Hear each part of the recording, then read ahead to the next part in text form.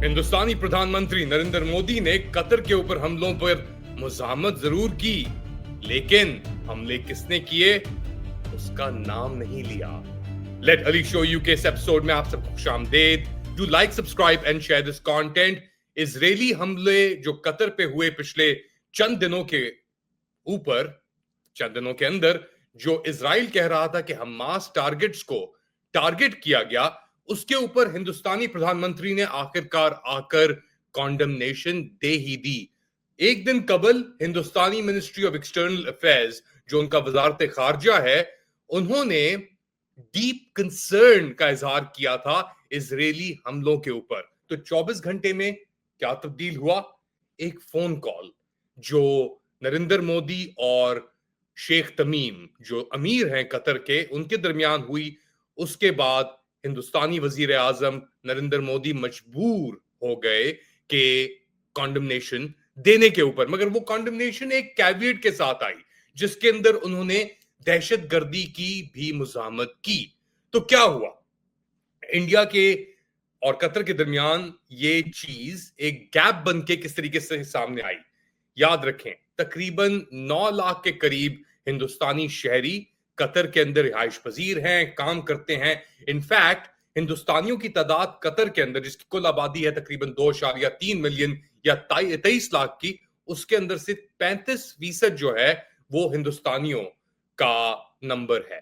तो बहुत बड़ी तादाद है और हर शोबे के अंदर कतरी मौजूद हैं। फाइनेंस हो गया, सर्विसेज हो गई, एजुकेशन हो गया, मीडिया हो गया, जो भी आप कह लें, हिंदुस्तानियों का एक बहुत मजबूत पोजीशन और स्टैंडिंग है कतर के अंदर। और इसीलिए कतर और इंडिया के ताल्लुकात भी बहुत गहरे हैं। इनफैक्ट पर्सनल ताल्लुकात हैं शेख तमीम के और नरेंद्र मोदी के। ये अटैक जो हुआ, जो इजराइल ने किया एक हमास लोकेशन के ऊपर, जहां पे वो हमास लीडर्स को टारगेट कर रहे थे, जो मिल रहे थे आगे मुज़ाकरात को बढ़ाने के लिए गजा के ऊपर, इसने इंडिया और कतर की रिलेशनशिप को एक इंटरेस्टिंग मुकाम पे पहुंचा दिया। क्योंकि 1 या 2 दिन कबल इंडिया ने एक फ्री ट्रेड डील या ट्रेड अग्रीमेंट साइन किया था इजरायली फाइनेंस मिनिस्टर बेजालिल स्मोट्रिच के साथ। स्मोट्रिच बड़े ही एक राइट विंगर एक्सट्रीमिस्ट, इनफैक्ट दहशतगर्द के केसेस के अंदर ये मुलविस थे, और वो कंप्लीट और टोटल अनाइलेशन, तबाही चाहते हैं गजा की, और डिस्प्लेसमेंट और डिस्पोजेशन चाहते हैं, नकल मकानी चाहते हैं फलस्तीनियों की, गजा से भी और वेस्ट बैंक से भी, जिसके अंदर इजराइल एक तरफ तो गजा के अंदर तशद्दुद और बर्बरियत कर रहा है, दूसरी तरफ वेस्ट बैंक को भी आहिस्ता आहिस्ता वो तशद्दुद का निशाना उसने बनाया हुआ है। अब इंडियन प्राइम मिनिस्टर और बेंजामिन नेतन्याहू, जो इजरायली प्राइम मिनिस्टर हैं, उनके ताल्लुकात भी बड़े गहरे हैं, बहुत अच्छे हैं, एक दूसरे से बातचीत भी करते हैं वो रेगुलर बेसिस के ऊपर।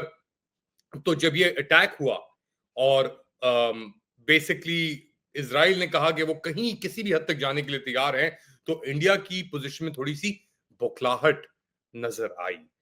एक तरफ तो इंडिया ने शुरू में, जिस तरह मैंने जिक्र किया, कहा कि वो बहुत ही परेशान थे, डीपली कंसर्न थे, जो इजराइल ने कतर के अंदर किया। फिर फोन कॉल के बाद मोदी साहब को खुल के सामने आना पड़ा और कॉन्डमनेशन देनी पड़ी सिस्टरली स्टेट कतर के हक में। लेकिन जहां तक उन्होंने कतर का नाम लिया, किसकी वो कॉन्डमनेशन कर रहे थे उसका नाम नहीं लिया, इजराइल का नाम कहीं नहीं आया।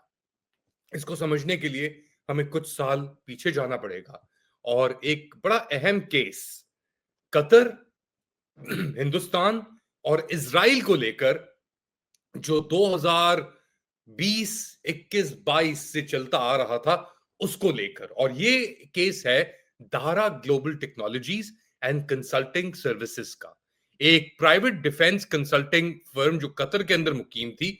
और अगस्त 2022 के अंदर इसके 8 हिंदुस्तानी शहरी एम्प्लॉइज को अरेस्ट किया गया कतर ने, और चार्ज किया गया किस लिए? सेंसिटिव डॉक्यूमेंट्स इजराइल को देने के लिए, बेसिकली एस्पियनाज और स्पाइंग केस। और सॉलिटरी कंफाइनमेंट में इन 8 लोगों को रखा गया। सब साबिका हिंदुस्तानी नेवल ऑफिसर्स थे और इनको सजाए मौत दे दी गई एक कतरी कोर्ट ने 27 अक्टूबर 2022 को। उसके बाद कतर की जो कार्रवाई थी बेसिकली फॉरेन नेशनल्स के खिलाफ, उन लोगों के खिलाफ जो सस्पेक्टेड एस्पियनाज या ऐसी एक्टिविटीज कर रहे थे कतर के अंदर, उसने अपनी लॉस को और टाइटन किया और उसने बेसिकली कई हिंदुस्तानियों से कहा कि अब आप वापस चले जाएं। इस कंपनी के पूरी कंपनी बंद कर दी गई। ये धारा ग्लोबल एडवाइजिंग जो थी, ये कतर को उसकी naval program specifically Italian made submarines के ऊपर एडवाइस कर रही थी। और बेसिकली कतर सबमरीन्स लेना चाह रहा था इटली से, और क्या उसका डिजाइन होगा, क्या ये चीज होंगी, उसके बीच के अंदर ये धारा ग्लोबल मौजूद थी एज ए कंसल्टेंट। तो उन्होंने वो डिजाइन उठा के एलिजिडली कतर के मुताबिक इजराइल को प्रोवाइड करने की कोशिश की। और कतर की बड़ी इंटरेस्टिंग पोजीशन थी क्योंकि वहां पे अल-उदैद सबसे बड़ा अमेरिकी बेस ही मौजूद है एक तरफ से ही, दूसरी जानिब ईरान का भी उनको वो है सामने से, इर्द गिर्द उनके सऊदी अरब, मुत्तहदा अरब अमीरात, बहरीन, वो भी अपना आंखें डाले हुए थे इसके ऊपर।